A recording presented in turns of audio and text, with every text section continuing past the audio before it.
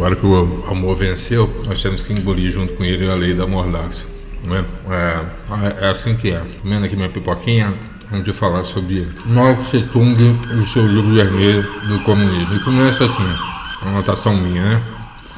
A China odeia os conservadores. Não fosse isso, ela deixaria de lado Taiwan, o último reduto dos conservadores, do conservadorismo da China verdadeira, dos contra-revolucionários.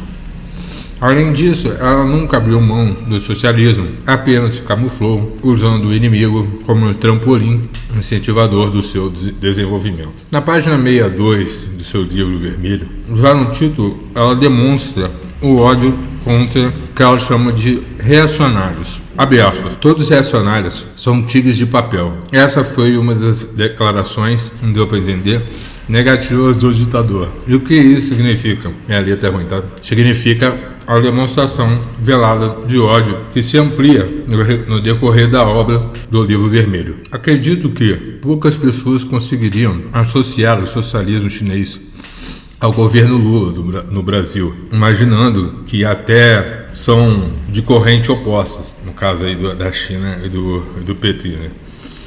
Na verdade é assim mesmo, ninguém associa o socialismo da China ao PT, sendo que tem tudo a ver, porque segue a mesma cartilha no manual socialista lá dentro do próprio livro de Karl Marx e Engels do Manifesto do Partido Comunista. Bora lá, mas não são, pois tanto um quanto o outro seguem a mesma cartilha do Manifesto Comunista. Só idiotas ainda não perceberam. O que eu acabei de falar, são sim socialistas, ambos são socialistas.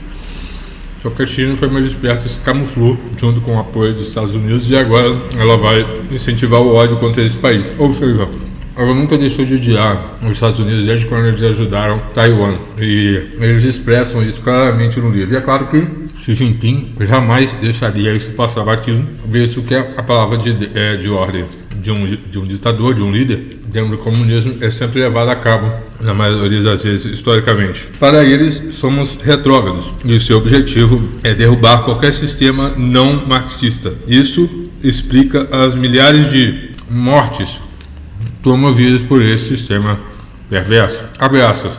O imperialismo norte-americano ainda não foi derrotado e possui a bomba atômica. No entanto, como os outros, ainda será derrubado. Fica claro o seu ódio, então, aos americanos. A doutrina antiprogressista, apesar de já ter sido contaminada, no caso dos Estados Unidos, por essa ideologia, segue como principal muralha, e ainda assim segue como principal muralha, principal bastião contra o socialismo. Aí, só lembrando, né, eu coloquei que o bastião era um posto antigo e avançado de defesa de um território. No caso dos americanos, em defesa do mundo. Um lugar seguro, o último baluarte do mundo. Foi assim na Segunda Guerra, quando socorreu a Inglaterra, quanto os avanços do Partido Nacional Socialista dos Trabalhadores Alemães, abreviado NSDAP, vulgo Partido do Bigodinho, que eu não posso falar o nome. Isso foi um discurso do Partido dos Comunistas, 18 de novembro de 1957. Então, já naquela época, era expressivo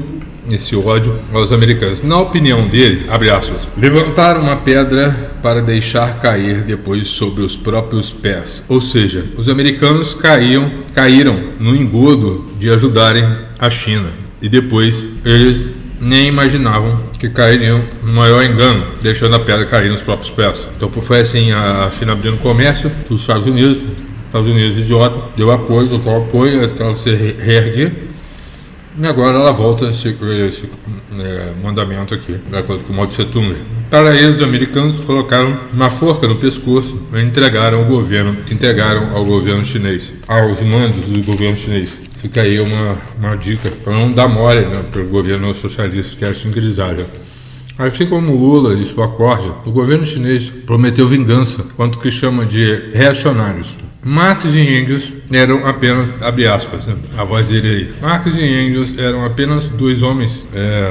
No entanto, já naquela época, naquela altura, declaravam que o capitalismo seria derrubado em todo o mundo. Para o líder chinês, os americanos e seus apoiadores devem ser abatidos pedaço a pedaço, pois seria impossível engolir de uma só vez o banquete inteiro, né? Abre aspas de novo, esmagando o inimigo, unidade por unidade, fecha aspas. Aí ele continua, né? O vento do leste predomina sobre o do oeste, ou o vento do oeste deve predominar sobre o do leste, ou um ou outro, né? Ou o vento do leste predomina sobre o oeste, ou o oeste predomina sobre o leste. E aí continuou. Para eles, socialistas, o monstro capitalista tem que ser liquidado. O socialismo, para eles, precisa esmagar os reacionários, para que o sol revolucionário possa voltar a brilhar. Então, olha aí, como eles usam uma tal de metáfora para impor a sua desgraça, voltar a brilhar.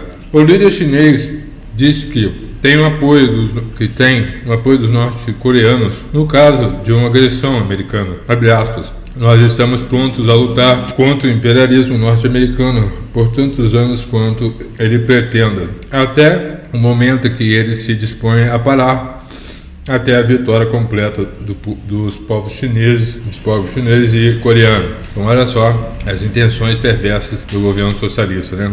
Fica claro que eles não desistiram, que o socialismo não abriu mão depois da queda do muro de Berlim, que eles não arregaram, simplesmente deram uma pausa.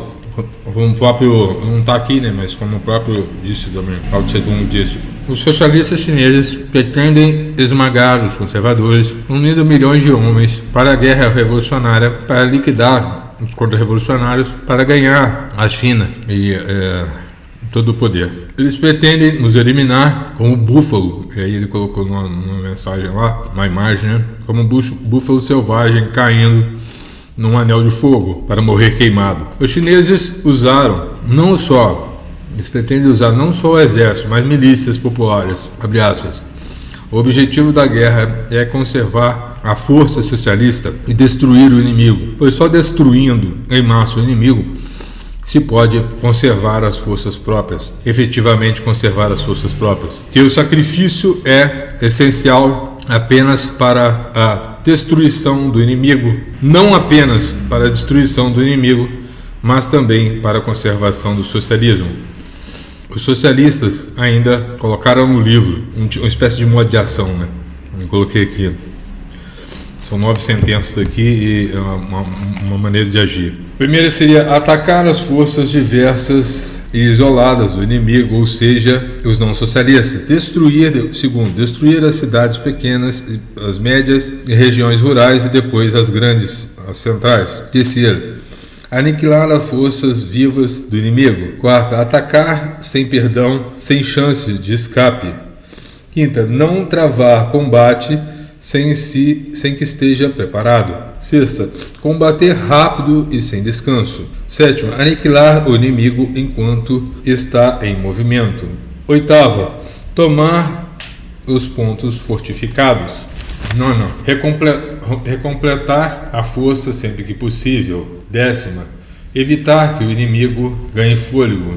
E aí vem aqui, abre aspas, sem o exército popular, o povo nada teria. Mao também disse ser tarefa do exército fazer propaganda, fazer campanha, doutrinar. Isso explica a doutrinação nas academias. E aí o objetivo é destruir as classes, a propriedade, como seguindo a orientação do Manifesto Comunista, né?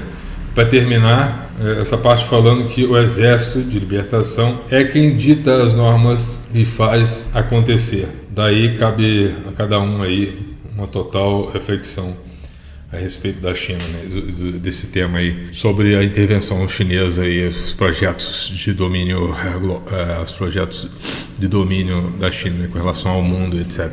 Aí, forte abraço.